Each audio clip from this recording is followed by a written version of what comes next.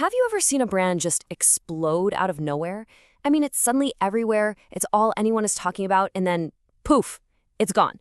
Well, we're going to dive into the wild story of Prime Hydration, the influencer drink that took over the world overnight, only to crash and burn just as fast. So, what went wrong? Okay, to really get your head around this phenomenon, just look at this number. In 2023, just a year and a half after it launched, Prime pulled in $1.2 billion in sales. That is an absolutely insane amount of money for a new drink brand.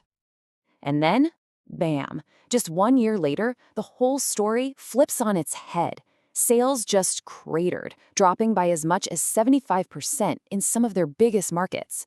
The viral sensation was suddenly fighting just to stay on the shelves. So yeah, that's the big question here, right? How does a brand with that much insane momentum, with two of the biggest influencers on the planet behind it, just fall off a cliff so quickly? Let's break it down. From being this cultural obsession to suddenly facing lawsuits and literally disappearing from stores, Prime's fall wasn't just a slowdown. It was a total, full-blown crash. So before we get to the crash, how did they get so huge so fast? Well, it all came down to this absolutely brilliant strategy led by its famous faces, KSI and Logan Paul. To really appreciate how clever this was, you gotta know about the biggest problem in the beverage game, shelf space. You walk into any store, and giants like Coca-Cola and PepsiCo own everything. It's almost impossible for a new brand to get a spot. But the real brains behind the operation, a company called Congo Brands, they had this killer model that just flipped the whole thing on its head. See, instead of begging retailers for a little bit of space, they used influencers to create such a massive frenzy online that retailers had no choice. They were forced to stock the product just to keep up with demand. It was genius. And this partnership was honestly a perfect match. Congo Brands handled the how. The logistics, the operations, the boring stuff. Meanwhile, KSI and Logan Paul brought the why, the insane hype, millions of eyeballs, and a level of trust with young people that old school brands can only dream of. Okay, but get this, and this is something most people have no idea about. The influencers, they weren't the majority owners, not even close. They each had a 20% stake. Congo Brands, the strategist, kept control with 60%. They were the architects. The influencers were the superstars. And man, did they perform. Their very first announcement on Instagram Live had 300,000 people watching at the same time. The hype was instant, it was overwhelming, and it became a genuine cultural moment. I mean, the numbers are just staggering. They go from 0 to $250 million in sales in their first year. The very next year, they rocket up to $1.2 billion. It was a complete steamroller, all fueled by social media. So, what was their secret sauce for cranking up the hype? It's a classic playbook move, scarcity marketing. It's the same reason a Supreme hoodie is so desirable. The fact that Prime was always sold out made kids want it that much more. The harder it was to find, the cooler it was to have. So, at the absolute peak of their success, they're sponsoring huge soccer clubs, the UFC. They're on top of the world.